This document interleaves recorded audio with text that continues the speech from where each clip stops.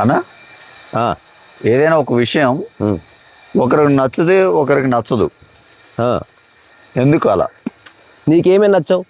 ఆ? నీకేమేమి నచ్చావు? నాకు ఏమేమి నచ్చావు? అది కాంటాక్ట్స్ని బట్టి.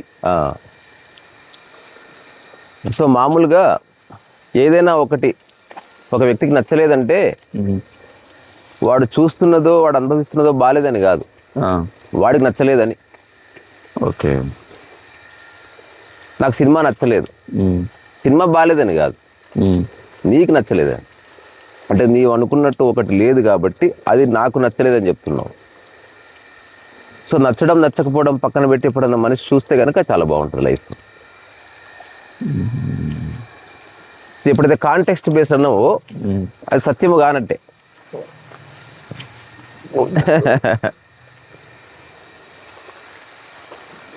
సో కాంటెక్స్ట్ బేస్ అనగానే సత్యం పక్కకు జరిగింది. సో నచ్చడము లేదు, నచ్చకపోవడము లేదు, ఉండడం ఉంది ఇక్కడ.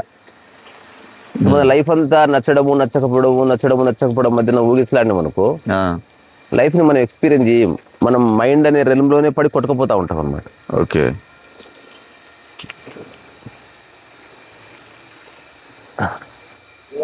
ఇంకా రాజమౌళి స్టేట్మెంట్ ఇచ్చాడు, చాలా మందికి నచ్చలేదు అది. ఏంటిదన్నా? రాజమౌళి స్టేట్మెంట్ ఇచ్చాడు, చాలా మందికి నచ్చలేదు. రాజమౌళి చెప్పింది what ever it may be, అలా చెప్పకూడదు. దానికి కారణం ఏంది? నువ్వు వ్యక్తిగతంగా చేసే పనులు ఉన్నాయి, సంఘం కోసం చేసే పనులు ఉన్నాయి, వ్యాపారం కోసం చేసే పనులు ఉన్నాయి. సో రాజమౌళి అక్కడ సినిమా ఫంక్షన్ ఏదైతుందో అది బిజినెస్ ఓరియంటెడ్గా చేసింది, వ్యక్తిగత మనోభావాలు దెబ్బతీయడానికి, నీ వ్యక్తిగత ఒపీనియన్ చెప్పడానికి కాదు. ఇప్పుడు ఉదాహరణకి నేను ఇండియా పాకిస్తాన్ మధ్య మీరు ఆ వీడియో చూసారా? చూశాను. ఇప్పుడు ఇండియా పాకిస్తాన్ మధ్యన చర్చలు జరుగుతున్నాయి. అక్కడ నీ కుటుంబ విషయాలు ఎందుకు, లేదా నువ్వు ఆరాధించే దైవం విషయాలు ఎందుకు? అది నీ వ్యక్తిగతం. సో రిలీజియన్ అనేది పర్సనల్ మ్యాటర్, అది నీ జోబులో పెట్టుకోవాలి. ఎప్పుడైతే ఒక వేదిక మీద అంటామో అక్కడ ఉన్నంత వ్యక్తులందరికీ దాంతో సంబంధం ఉంది కాబట్టి ఇమ్మీడియట్గా నచ్చడం నచ్చకపోవడం అనేది వచ్చేస్తుంది. ఓకే. అందుకని ఏ కాంటెక్స్ట్ బేస్ అన్నావు కదా, ఆ కాంటెక్స్ట్లో అది అనవసరం. రెండోది, ప్రతిదానికి దైవాన్ని ఆపాదించడం కరెక్ట్గా. ఒక వీడియో ఆన్ కాలేదు, దానికి దైవానికి ఏం సంబంధం? అది నువ్వు క్రియేట్ చేసుకున్న టెక్నాలజీ. టెక్నీషియన్ సరిగ్గా ఉండాలి. నువ్వు తీసిన వీడియో రెజల్యూషన్ లేకపోతే టెక్నికల్ గ్లిచెస్ రాకుండా చూసుకోవాలి, అది చేయవలసింది. ప్రతిదానికి మనం దైవాన్ని ఎట్లా, ఒకవేళ దైవం అంటూ ఉంటే వీడియో ఆన్ అయినా వీడియో ఆఫ్ అయినా ఆయన్నే కారణం అనుకోవాలి. నీకు సక్సెస్ అయినా ఫెయిల్యూర్ అయినా ఆయన్నే కారణం అనుకోవాలి. ఉపదేశ సారంలో ఉన్న సారం అంత ఇది. అందుకని హ్రస్వ దృష్టి మంచిది కాదు. ఓకే. అప్పుడు బ్యాక్ ఫైర్ అవుతుంది. ఈ సినిమా ఉంటుంది ఏది, మన దానవీర శూరకర్ణ. అందులో ద్రౌపది దుర్యోధను చూసి నవ్వినప్పుడు చాలా బాధపడతాడు. ఆ సినిమాలో డైలాగ్ ఉంటుంది అనమాట, ఇప్పుడు ఒక ఆడది నన్ను చూసి నవ్వింది, ఈ విషయం బయటకు తెలిస్తే ఎంతమంది ఎన్ని రకాలుగా అంటారు. ఈ లోకము నోరు మూయ మూకుడుండునా అనే పదం వాడతాడు. అంటే ఈ లోకం అనేది ఒక డబ్బా అయితే ఆ డబ్బా మూత ఒక్కసారి ఓపెన్ అయింది అనుకో, దాన్ని మనం మూయలేం. అందుకని నచ్చడం నచ్చకపోవడం కాంటెక్స్చువల్ అయినప్పుడు you should be sure about your context. Okay. అంతే తప్ప ఏ విషయం అంటే ఆ విషయం మాట్లాడి ప్రజలు అంగీకరిస్తారు అనుకోవద్దు. శ్రీశ్రీ లాంటి వాడు ఒక మాట చెప్పాడు, నువ్వు ఇంట్లో కూర్చొని ఏమన్నా మాట్లాడుకో, మాకేం ఫరక్ నై పడతా, రోడ్డు మీదకి వచ్చావా మేము గల్లా పట్టుకొని అడుగుతామన్నాడు. అందుకని one should be careful in the society. Sri Sri తన గురించి తాను రాసుకున్న ఒక మాట, నిప్పులు చిమ్ముకుంటూ నింగికి నేను ఎగిరిపోతే నివిడాశ్చర్యంతో మీరే, అట్లాగే నేలకు నే రాలిపోతే నింద చేసేది మీరే అంటాడు. పబ్లిక్కి ఎవ్వరి మీద ఏ ఒపీనియన్ ఉండదు. నేను ఒక 25 సంవత్సరాలు క్రియేట్ చేసుకున్న క్రెడిబిలిటీ నేను ఒక్క మాటతో పోతుంది. మళ్ళీ సారి చెప్తే మళ్ళీ మార్చుకుంటారు. సో పబ్లిక్ అనేది ఒక ప్రవహించే వాటర్ లాంటి మైండ్ సెట్ అది. వాళ్ళకి ఒక ఫిక్స్డ్ ఎజెండా, ఈ వ్యక్తి ఫైనల్, ఇతని గురించి నాకున్న ఒపీనియన్ ఫైనల్ అనేది ఏముండదు. అందుకని నచ్చడము నచ్చకపోవడం అనేది వ్యక్తిగత విషయాల్లో ఉండొచ్చేమో, కానీ నువ్వు సమాజం కోసం పనిచేసినప్పుడు అక్కడ నచ్చడము లేదు, నచ్చకపోవడం లేదు, పనిగా చేయాలి. అట్లా కనుక చేస్తే దెర్ ఈజ్ నో కాంటెక్స్ట్. ఇదంతా ప్రాపంచిక వ్యవహారం. అట్లా కాకుండా ఆధ్యాత్మిక పరంగా చూస్తే నీ బాడీకి సూట్ అయినది, నీ మనసుకు సూట్ అయినది అది ఎంచుకోవడానికి నీ ప్రయాణం కొంతకాలం జరగాలి. 25 ఏళ్ళు బతికావు, ఏమేమి తింటే నీ ఆరోగ్యం, నీ బాడీకి బాగుంది అది చూసుకో, ఇక జీవితకాలం అది తిను. అంటే నచ్చడం నచ్చకపోవడం పోయిందనేగా. అంటే కొంతకాలం బిర్యానీ తిన్నావు, అది తిన్నావు, నచ్చిందన్నావు, నచ్చలేదన్నావు, నా బాడీకి అజీర్తి అయిందన్నావు, అడిగిందన్నావు, అరగలేదన్నావు, ఫైనల్గా టమాటా చారణ తింటే బాగుంది, పండు తింటే బాగుంది, ఇంత పెరుగేసుకుని తింటే బాగుంది, పచ్చడి నాకితే బాగుంది, దానివల్ల బాడీలో ఏ కాంప్లైంట్స్ లేవని నీకు రూఢి అయింది. ఇక జీవితకాలం అది కొనసాగించు, అది నీ యొక్క ఆహారం కింద లెక్క. అట్లాగే రకరకాల పనులు చేసావు, కూలి పని చేసావు, కొండెక్కావు, దిగావు, యూట్యూబ్ టాక్స్ చేసావు, వ్యాపారం చేసావు, ఇవేవి నీకు నచ్చలే, కానీ పెయింటింగ్ వేస్తే బాగుంది. తద్వారా నచ్చడం పోయింది, అయిపోయింది, ఇంకా ఎండ్ ఆఫ్ ద స్టోరీ. అవునా కదా? ఇక లైఫ్ అంతా పెయింటింగ్ అయ్యి. తర్వాత రకరకాల బట్టలు వేసుకున్నావు, పాలిస్టర్ వేసుకున్నావు, లినెన్ వేసుకున్నావు, అది వేసుకున్నావు, ఇది వేసుకున్నావు, ఫైనల్గా నీకు నూలు వేసుకుంటే బాగుంది. ఇంకా లైఫ్ అంతా నూలు వేసుకో. వేరే వాడు ₹1 కోటి పాలిస్టర్ తెచ్చినా తీసుకోకు. అప్పుడు నచ్చడము నచ్చకపోవడం లేదు, ఇది నాకు సరిపడదు, సరిపడకపోవడం ఉంది, నేను ఆల్రెడీ నిర్ణయానికి వచ్చానండి, నెక్స్ట్ నా కోసం బట్టలు నూలు తీసుకురండి, ఈ షాప్లోనే పట్టుకురండి, ఇలాగే ఉండాలని చెప్పు. అప్పుడు ఏ కన్ఫ్యూజన్ ఉండదు. ఇప్పుడు ఓన్లీ 3-4 విషయాలు కాదు, ప్రతి అంశంలోనూ ఒక నిర్ణయానికి రా. నిర్ణయానికి రాగానే నచ్చడం లేదు, నచ్చకపోవడం లేదు. ఓకే, ఉదాహరణకు నేను పెయింటింగ్ చేస్తున్నాను, నాకు నచ్చి చేస్తే నచ్చకుండా చేస్తలేదు, అది నా జీవన విధానం. పొద్దున్నే ఎవరు రా వచ్చి నీళ్ళు పట్టేది, ఏం నచ్చే పనే ఇది ఏమన్నా? ఇది నచ్చడము కాదు, నచ్చకపోవడం కాదు, నిర్ణయించుకున్నా చేస్తున్నా బాధ్యత. యూట్యూబ్ టాక్ చేస్తున్నా, నచ్చడము లేదు, నచ్చకపోవడం లేదు, చేయడమే ఉంది. అందుకని కీప్ ఆన్ డూయింగ్ అట్లా. సో మైండ్ ఉన్నంతకాలం ఈ స్వేయింగ్ అంటారు, అంటే నచ్చడము నచ్చకపోవడం మధ్యన ఊగిసలాడుతూ ఉంటుంది. దాని నుంచి బయటపడడానికే మన జీవన ప్రయాణం ఉండాలి తప్ప లైఫ్ అంతా అందులో ఉండటానికి కాదు. లైఫ్ అంతా నచ్చింది నచ్చదు ఎంతసేపు చెప్తావు? Come to a conclusion.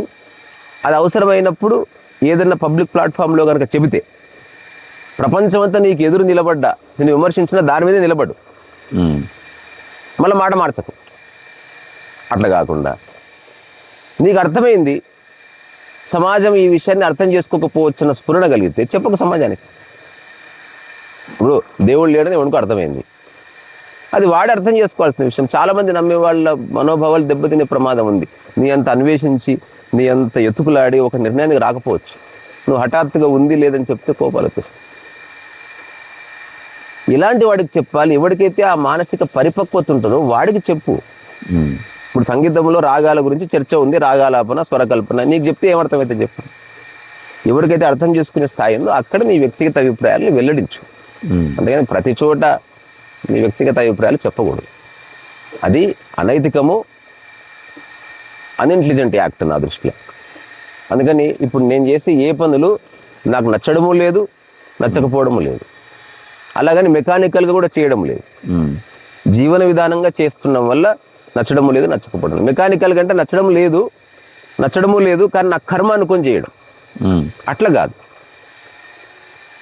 ఇది నా జీవన విధానం కింద లెక్క. భవిష్యత్తులో నేను ఎంతకాలం బతుకుతున్నా అంతకాలం ప్రతిరోజు కాసేపు చెట్లతో ఉండాలని నిర్ణయం తీసుకున్నాను. దానికోసం ఇది నా పార్కా పాడా చేస్తున్నా కదా. ఇంకా ఆలోచిస్తూ నీ పైప్ మార్చి ఇంకో కొత్త పైప్ తీసుకురావాలి, సంథింగ్ ఈజ్ హ్యాపెనింగ్, ఏదో ఆలోచిస్తున్నాను అట్లా. తర్వాత నీళ్ళు అది అయితే మొత్తం కరెక్ట్గా పడట్లే, దాంట్లో పట్టుకొని పడుతున్నా. అందులో అది నచ్చడం లేదు, నచ్చకపోవడం లేదు. జస్ట్ నాకు నీళ్ళు పట్టాలని ఉంది, మా టీషర్ట్ తడుస్తుంది, ఇట్స్ ఓకే. ఎలా తడవద్దు అనేది ఆలోచిస్తే ఒక రకంగా పడితే తడవదని తెలిసింది, అట్లా పడుతున్నాను. సో ఒక జ్ఞానం అంటే నచ్చడము నచ్చకపోవడం నుంచి బయటపడ్డ మనస్సు స్థితి అన్నట్టు. మళ్ళీ రిపీట్ చేస్తా, జ్ఞాని అంటే అతనికి నచ్చడము లేదు, నచ్చకపోవడము లేదు. అతను జీవితకాలం జీవన విధానంగా చేస్తున్నాడు, అంతవరకే. అక్కడితో అయిపోయింది, నీళ్ళు అయిపోయినట్టుంది.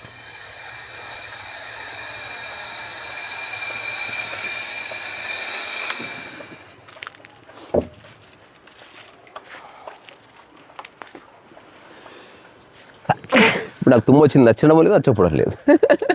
తుమ్ము నా జీవన విధానంలో భాగం వస్తుంది అంతే. అది చాలామంది లైఫ్ అంతా ఈ నచ్చడము నచ్చకపోవడంలో పడి ఎంత డిస్టర్బ్ అవుతారో. అవును. ఎంత డిస్టర్బ్. ఒక రమణ మహర్షి నచ్చడం లేదు, నచ్చకపోవడం లేదు. ఇక్కడ ఇంకో విషయం చెప్తాను. రమణ మహర్షి తినకూడని పదార్థము తెచ్చి అక్కడ పెట్టావనుకో, నచ్చడము ఉండదు, నచ్చకపోవడం ఉండదు. జస్ట్ దాన్ని చూసి పక్కెళ్ళిపోతాడు.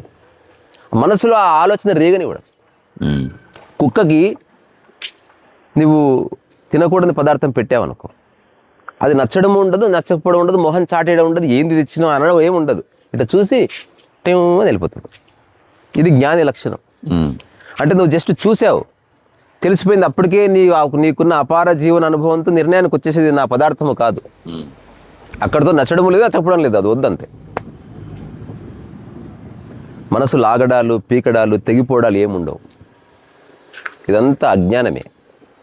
ఇది ప్రతి ఒక్కరు, ఏదో ఒక యోగికి రమణ మహర్షి సంబంధించిన విషయం కాదు, ప్రతి ఒక్కరూ అర్థం చేసుకోవాలి. అట్లీస్ట్ నీ జీవితంలో ఒక 20 సంవత్సరాల నుంచి 40 సంవత్సరాల వయసు వచ్చే లోపు అన్ని విషయాల్లో నచ్చడము నచ్చకపోవడం అన్న ధారణ నుంచి బయటపడి జీవన విధానంలో పడిపో. సంసారం నచ్చడము నచ్చకపోవడం కాదు, పిల్లల్ని పెంచడం అనివార్యం. ప్రస్తుతం నా కర్తవ్యం అనుకుని చెయ్యి. నాకు నచ్చదు అంటే సంఘర్షణ, పాయిజన్ స్టార్ట్ అవుతుంది. నచ్చింది అంటే ఎగ్జైట్మెంట్, ఆ తర్వాత డిసప్పాయింట్మెంట్ వచ్చేస్తుంది. Be neutral. మంచి సజీవంగా ఉండి న్యూట్రల్గా ఉండడం చాలా ఇంపార్టెంట్. ఇది చాలా చాలా చాలా ఇంపార్టెంట్. ఒక ఫ్లవర్ విరబూసింది, నచ్చడము లేదు, నచ్చకపోవడం లేదు, దాని స్వభావం నుంచి ఫ్లవర్ వచ్చింది. ఒక చెట్టుకు ముళ్ళు వస్తాయి, వాడి స్వభావం నుంచి ముళ్ళు వచ్చింది. మరి నీ నుంచి నీ స్వభావంలో ఏమేమి వస్తున్నాయో చెక్ చేసుకో. లైఫ్ విల్ బి వండర్ఫుల్ అనమాట. వండర్ఫుల్ అంటే గొప్పగా ఉంటుందని కాదు, ఎలా ఉంటే అలా ఉంటే దాని భాషలో వండర్ఫుల్ ఉంటుంది. నేను ఏమి లేదు, లైఫ్ ఒక అకారణ కదలిక.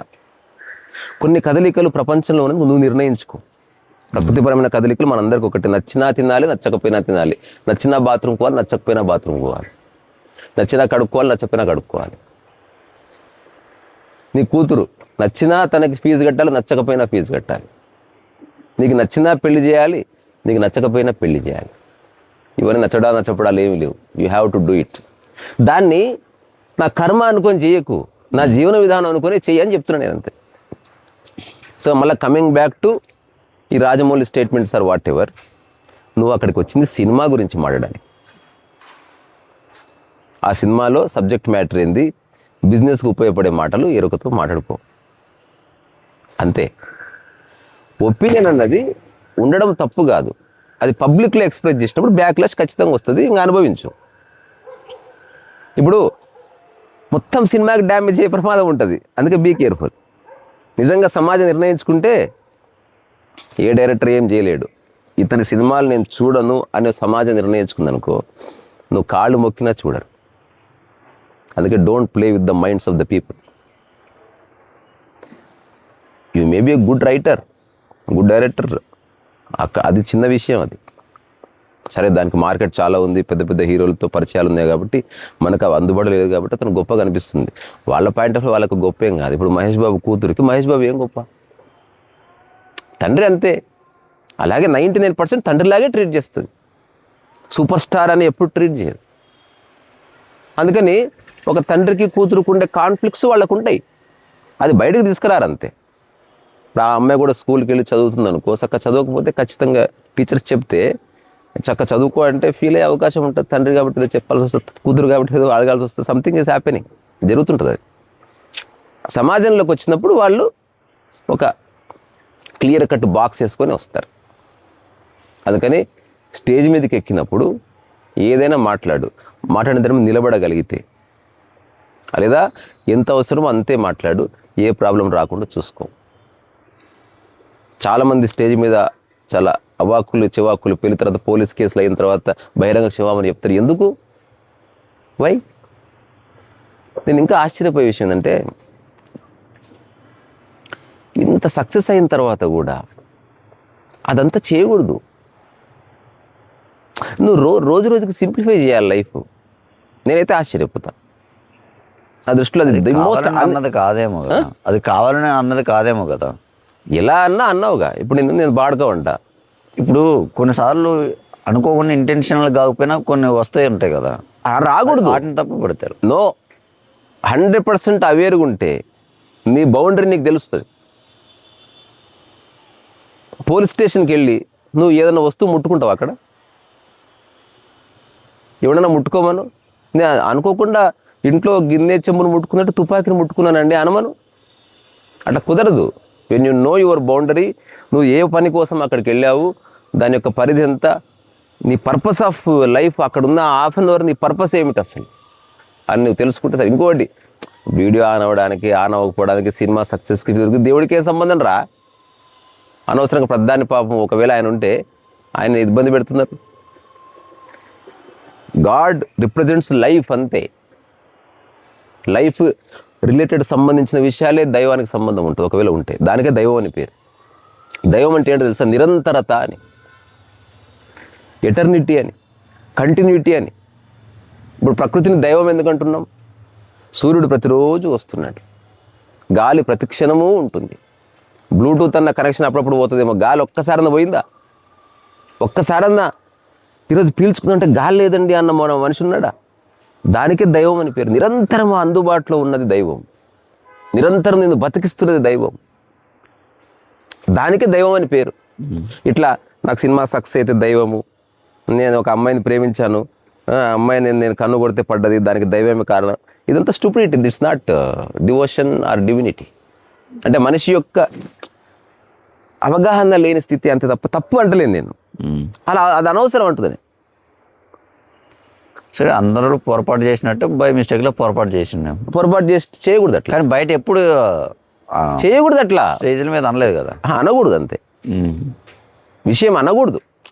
నువ్వు అనడం మంచిగా చెడా పక్కన పెట్టు, అక్కడ అది అవాంఛితం. ఇంకోటి కారణం ఏంది? వీడియో ప్లే కాడు అప్పుడు అది కారణం. ఇది ఎలా ఉందంటే, నేను సూదిలో దారం ఎక్కిస్తే దారం దూరలేదనుకో, దేవుడు లేడు అన్నట్టుంది. సి, నీ సంకల్పానికి, ఆ సంకల్పం నిరంతరంగా ఉండటానికి కారణము దైవం తప్ప, ఆ సంకల్పం వల్ల జరుగుతున్న పనుల్లో హెచ్చుతగ్గులు దైవం కారణం కాదు. అందుకే డివినిటీని అర్థం చేసుకోవాలంటే ఈ ఒక్క పదాన్ని అర్థం చేసుకోండి. ఇది నా నిర్వచనం. మీరు 100% ఏకీభవించకపోయినా నేను ఓకే. అదేంటి? నిరంతరత. ఏదైతే నీ ప్రమేయం లేకుండా కంటిన్యూస్గా ఉంటూ నిన్ను బతికిస్తున్నదో అది దైవం అంతే. రెండోది, నిన్ను చంపుతున్నదో అది కూడా దైవమే. చెట్టుకు దైవం ఎవరో తెలుసా? నీళ్లు. అది బతికిస్తున్నది కనుక. చెట్టు పక్కన నెట్ఫ్లిక్స్ పెట్టు, చెట్టుకి ఏం సంబంధం నెట్ఫ్లిక్స్ తోటి? కేర్ కూడా చేయదు అది. ఆహారము దైవం, నిరంతరం ఆహారం తీసుకోవడం దైవం. అది నీకు అందుబాటులో ఉంది చూడు, అది దైవం. అబండెంట్గా గాలి ఉంది చూడు, అది దైవం. మరి అయితే ఇప్పుడు ఈ ప్రపంచం చెప్తున్న అన్నిటిని, అందరి దేవుళ్ళని అవేంటి? అవి దైవాలు కదా. ఆ దేవుళ్ళలో ఇంప్లై చేసుకునేవి ఇవే. ఏంటి అర్థం? ఇప్పుడు నేను చెప్తున్న ఈ నిరంతరతనే ఆ దైవాల్లో చూస్తున్నారు. వాళ్ళు ఒక ముఖ చిత్రాన్ని పెట్టుకొని వాటిలో కూడా చూస్తున్నది దాదాపు వీటిని. నాకు ప్రశాంతత నివ్వు, ప్రశాంతత అంటే నిరంతరత అని. నాకు ఆనందాన్ని ఇవ్వు, నిరంతరత అని. నాకు జ్ఞానాన్ని ఇవ్వు అంటే ఎప్పుడు అజ్ఞానం రాకుండా, బాధ రాకుండా చూసే అవగాహన ఇవ్వు, అది కూడా నిరంతరతనే అని. పేరు ఒకటి చెప్తున్నారు. ఉదాహరణకి నువ్వు నిన్న రామ్ వర్సెస్ రాంబాయ్ చూసావు సినిమా, అంతకుముందు ఇంకో సినిమా చూసావు. ఏ సినిమా చూసినా ఎంటర్టైన్మెంట్ కోసం కాదా పోయేది? కొన్నిసార్లు స్టడీ కోసం, ఎప్పుడు స్టడీ కోసం సినిమా కూడా. నేను నా గురించి స్టడీ కోసం పోతే నువ్వు థియేటర్లో చూడవు దాన్ని, ఇంటర్నెట్లో డౌన్లోడ్ చేసుకొని దాన్ని ఏకాంతం కూర్చొని సీను అటు తిప్పి ఇటు తిప్పి ఆపి చూస్తావు. పుస్తకం ఎట్లా చూస్తావో స్టడీ చేసేవాడు డ్రర్రని చూడడు కదా. He will come back, he will close the book, he will understand, he will talk about it, he write an article, he reflects, he pounds, ఇవన్నీ ఉంటాయి. అందుకని స్టడీ అనేది చాలా పెద్ద మాట. ఇప్పుడు న్యూయార్క్ ఫిల్మ్ అకాడమీలో స్టడీ ఉంటుంది, అక్కడ ఒక సినిమాని పెట్టుకొని రోజంతా మాట్లాడతారు. Study is different. స్టడీ కోసం పోయినా అల్టిమేట్గా ఎంటర్టైన్మెంట్ అనేది కీలకమైన అది ఉంటుంది. ఓకే. అంటే అట్లా అది సినిమా యొక్క మూలము కథలు కావు, హీరోయిన్లు గారు, హీరోలు కాదు, లొకేషన్లు కావు, ఎంటర్టైన్ అవ్వడమే. అవునా కదా? అవును. ఎక్కడైతే నువ్వు ఎంటర్టైన్ అవ్వలేదో నాకు నచ్చలే అంటావు. అంటే నీ యొక్క ఎంటర్టైన్మెంట్ అనే నిరంతరతకి అంతరాయం వచ్చింది అని. అందుకని అది రాకుండా చూసుకోవడం మనిషి యొక్క ధర్మం. అందుకని ఇప్పటివరకు చెప్పిన దాంట్లో ఒక 2 విషయాలు చెప్తే కంక్లూడ్ అయిపోతుంది. నచ్చడము నచ్చకపోవడము అన్నది మనస్సు. నచ్చడము నచ్చకపోవడానికి అతీతంగా నువ్వు కర్మలోకి ఎంటర్ అయినప్పుడు జీవితం మొదలవుతుంది. అప్పుడు మనస్సు ఓన్లీ నీకు సపోర్ట్ చేస్తుంది. ఇది 2 రకాలుగా జరుగుతుంది. ఒకటి, నేను నచ్చడము నచ్చకపోవడానికి అతీతంగా పనిచేస్తున్నా కానీ నా కర్మ అనుకొని. రెండవది, నాకు నచ్చడము నచ్చకపోవడానికి అతీతంగా పనిచేస్తున్నా నా జీవన విధానం అనుకొని. కర్మ అనుకొని చేస్తే యు ఆర్ స్ట్రగ్లింగ్. జీవన విధానం అనుకొని చేస్తే you are like a flower. నీకు ఏ స్ట్రెస్ ఉండదు. When you accept. చిన్నపిల్లవాడు ముడ్డి గడడం ప్రస్తుతం నా జీవన విధానంలో భాగం. ఎంత బ్యూటిఫుల్గా ఉంటుంది తెలుసా అది. అటు కాకుండా నీ అమ్మ నేను ఐఏఎస్ చేసి గీతం కాయల్లో చదువుకొని ఇప్పుడు ముడ్డిగడ అది అసలు దమా ఖరాబ్ అవుతుంది. రోజంతా డిస్టర్బ్ అయిపోతుంది. నువ్వు ఆ ముడ్డిగడిన చేయితోటే అన్నం తింటున్నప్పుడు గుర్తొస్తే ఆలోచించు ఒకసారి. అందుకని ఈ 2. ఇప్పుడు నా కర్మ అనుకొని చేసేవాడు, ఇది నా జీవన విధానం అనుకొని చేసేవాడు, ఇద్దరూ అదే పని చేస్తున్నారు. కానీ కర్మ అనుకొని చేసేవాడు సఫర్ అవుతాడు, స్ట్రెస్ అవుతాడు, బ్లేమ్ చేస్తాడు, బ్లేమ్ చేసుకుంటాడు, బాధపడతాడు, బాధ పెడతాడు. జీవన విధానం అనుకున్నవాడు ఎవరిని ఏమీ అనడు. దానికి లిబరేషన్. అవునండి, అవును నాకు నేను చేస్తాను అంతే. మీకు ఇష్టమా? ఆ ఇష్టము కాదు, ప్రస్తుతం ఇది చేయాలి, నేను చేస్తాను అని చెప్తాడు. ఏదైతే తనకు నచ్చడం నచ్చకపోవడం నిర్ణయించుకున్న తర్వాత దానికి విపరీతంగా ఏదైనా వచ్చి ముందు నిలబడితే వాడు చూసి పక్కెళ్ళిపోతాడు. ఉదాహరణకి ఒక యోగి ఉన్నాడు, ఇట్లా కూర్చుని ఉన్నాడు నిశ్శబ్దంగా. పక్కన ఎవరో పాలిటిక్స్ మాడుతున్నాడు అనుకో, అతను దాన్ని పట్టించుకోవడానికి. వాళ్ళు మాట్లాడుతున్నారు నాకు నచ్చలేదు అంటే వింటున్నావుగా, అసలు నీ పని నువ్వు చేసుకుంటావు. లైఫ్ అర్థమవుతున్న కొద్దీ యు బికమ్ మోర్ సెంటర్డ్. నీ దృష్టి అంతా నీ మీదకి వస్తుంది. ఇట్లా అన్నీ వచ్చి ఇక్కడ ఒక దారపు ఉండలాగా మారిపోతాయి అన్నిటి.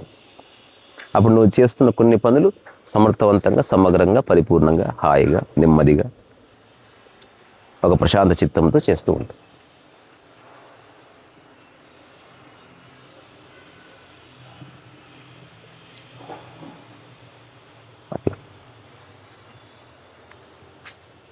సరే మరి.